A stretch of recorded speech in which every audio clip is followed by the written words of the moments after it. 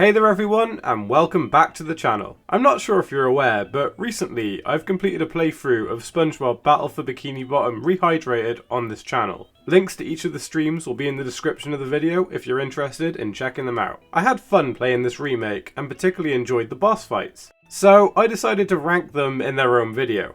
Without further ado, let's get on with it. King Jellyfish is the first major obstacle that will be encountered in the game.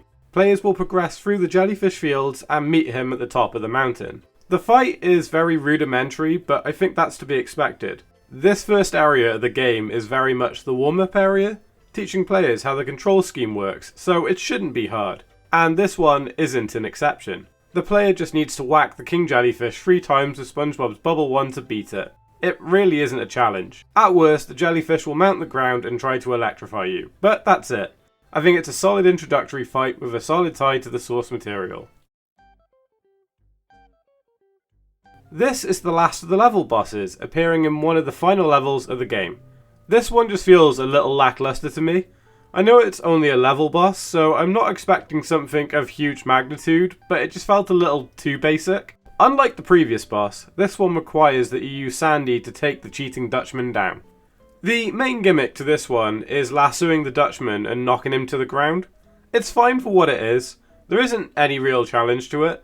Given the nature of this fight, I think they could have done a cool allusion to the original fight in the previous entry, the Spongebob Revenge of the Flying Dutchman game. I wouldn't necessarily call this one bad, it just felt very lacking in comparison to other fights. Deep in the depths of the Murmur, one of the crime fighter's worst foes has escaped from his frozen prison and you have to stop him. This one is objectively more fun than the previous two. The boss itself feels quicker with more fluid movement. While fairly basic in premise, this one has a lot more going on. The main obstacle is avoiding the quick fire rings that Prawn shoots at you. The good thing about this one is how well the new move is interwoven within the fight. So Spongebob receives the Bubble Bowl, a move which is required to move about the Murmur. The level acts like a kind of teacher to use this new move, and the boss challenges you to use it, as you have to align it with a non-glowing path to hit him. This one was fun, better than the last.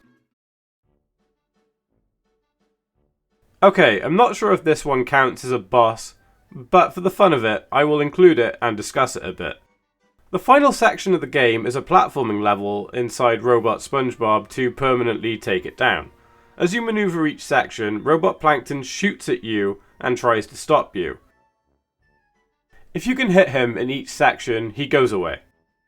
That's the extent to which he's a boss. The level is a fun platformer and challenges the player on everything they have learned during their playthrough. This is the first of the main boss fights you come across in the game to gain access to new points in Bikini Bottom. So, in conception, I think this is an interesting fight which creatively implements Spongebob and Patrick's movesets. Sandy's air dome is the key to this one. At intervals throughout the fight, the robot will lose its head. That's when you can cause damage to it. Like most of the main fights in the game, it has to be damaged 9 times. Every 3 hits acts as a checkpoint and each round has a unique way to cause damage. Like Spongebob headbutting the red button under the dome, or during Patrick's round where he throws the head into electrical equipment, which is funny and fitting for his character.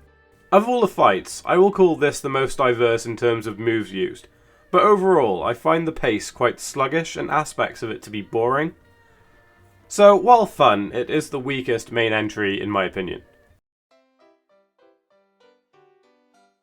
As expected, this is the last major boss fight in the series, and it's arguably more unique than the other two.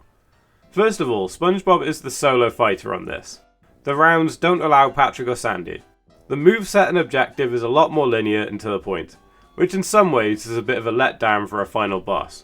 But I do think the approach is better for continuous momentum and helps build suspense, especially as you make it that much closer to winning. Using the final move you acquire, you have to fire bubble power at the pores surrounding Spongebob's body. I think the hardest thing about this one is timing the hits.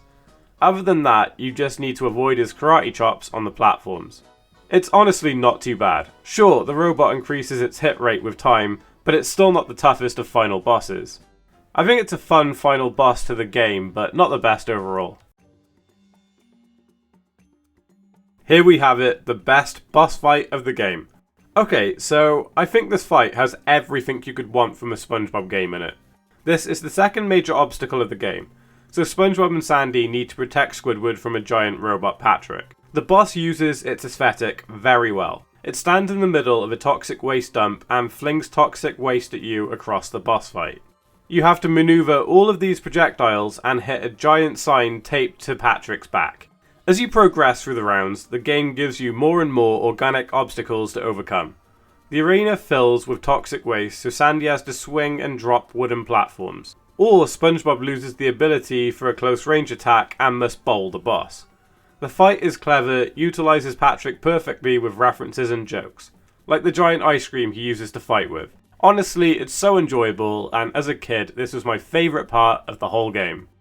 Well, that's just my thoughts. I would love to hear where you would rank them. Please let me know your thoughts in comments down below. If you enjoyed what you saw, can you please hit that like button and subscribe? It will really help my channel grow. Please stay close as I try to post new content as often as possible.